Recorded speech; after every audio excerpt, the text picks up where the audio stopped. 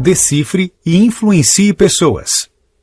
O subtítulo Como conhecer a si e aos outros, gerar conexões poderosas e obter resultados extraordinários chama atenção por si só, de qualquer pessoa interessada em ter melhores resultados na vida pessoal e profissional, que se depara com este microbook às mãos.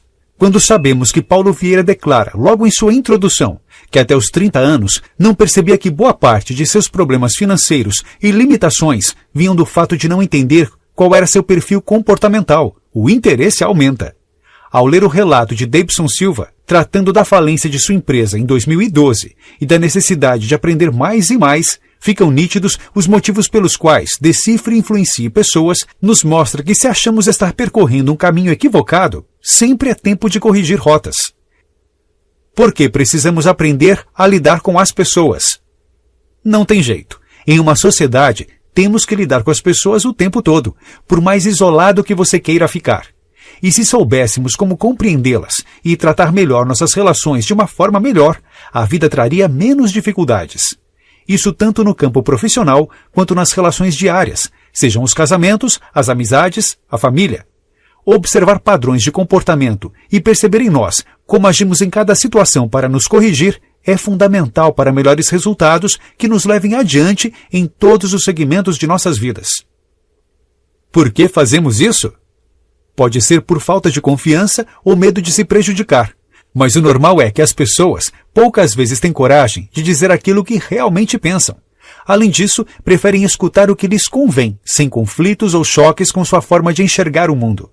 Partindo desse princípio, podemos perceber logo de cara que lidar com pessoas não é uma tarefa das mais simples, ainda que seja inevitável escapar desse desafio diário.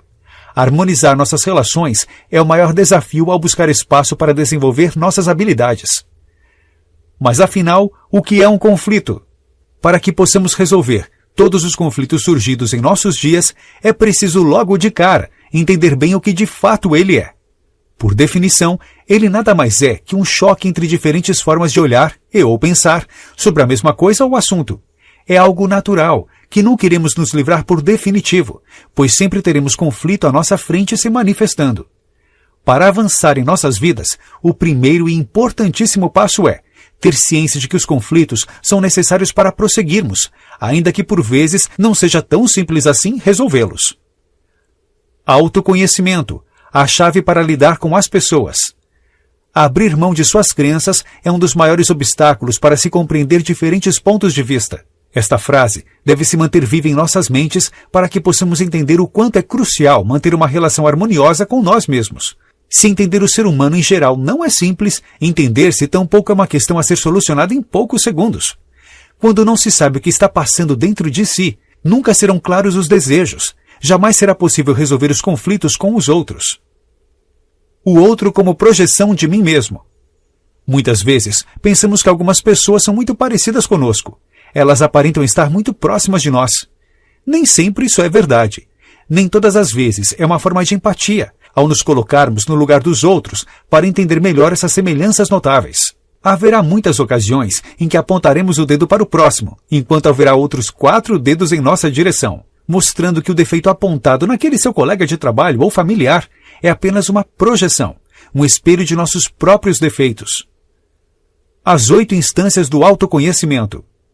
E se a busca pelo autoconhecimento precisa ser constante, esta autoanálise deve ser profunda também. As 8 instâncias do autoconhecimento são como 8 fases, nas quais em cada uma delas deve-se analisar com detalhamento as formas de relações e a origem dos problemas gerados por ela.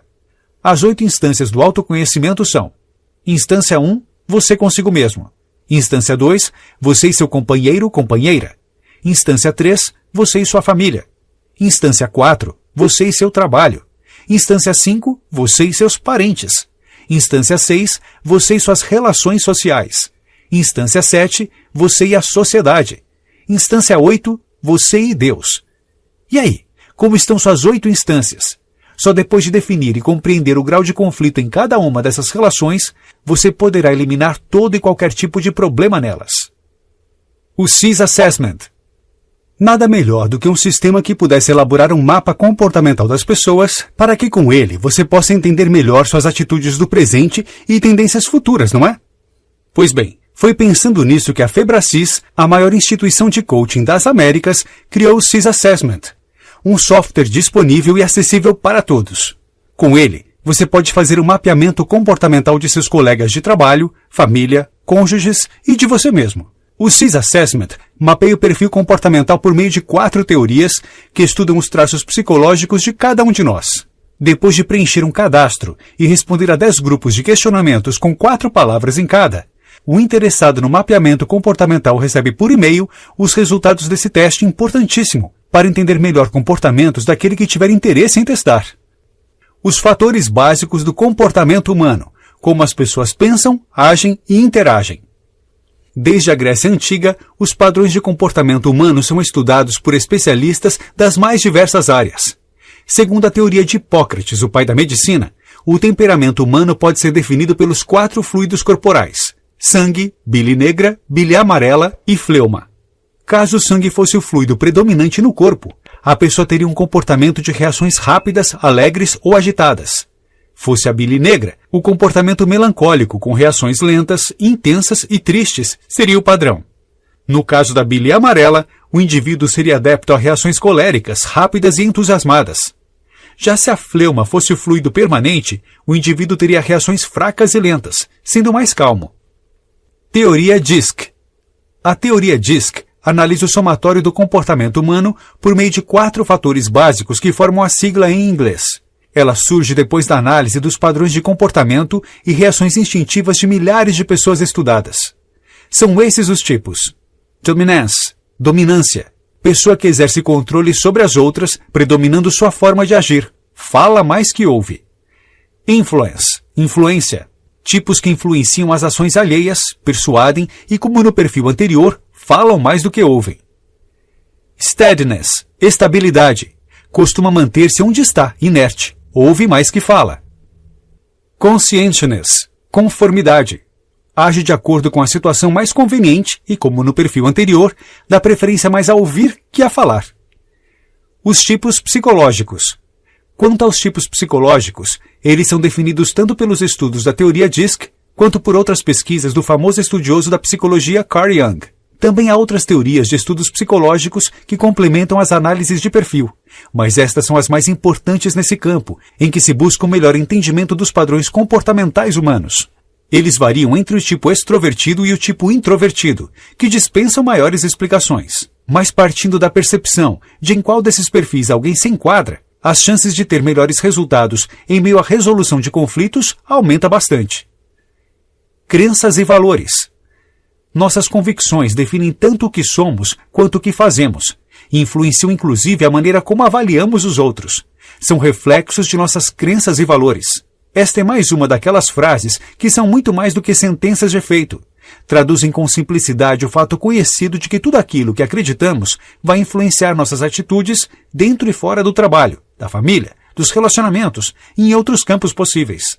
É necessário entender os 3 níveis de crenças. São eles que definem até que ponto vamos insistir em tudo aquilo que queremos ou parar no caminho. Por vezes, isso é instintivo e natural, mas tendo ciência de como eles funcionam, ficará mais fácil ir mais adiante que nas últimas vezes que você traçou um caminho bem-sucedido para você. O primeiro nível, o ser, ou crença de identidade.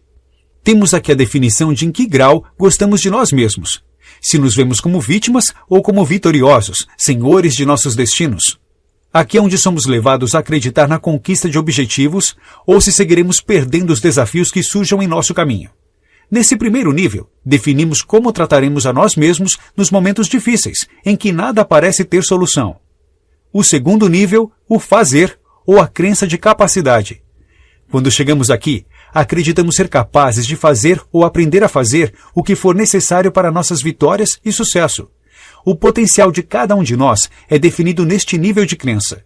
Se nos definimos como capazes de solucionar as coisas, nada será capaz de nos impedir. Vamos superar tudo o que tente se comportar como um empecilho para o sucesso. O terceiro nível, o ter ou a crença de merecimento. Aqui passamos a acreditar de fato que merecemos aquilo que queremos. Quando nossa crença de identidade é forte, ela se alinha à crença de capacidade e construímos a crença de merecimento.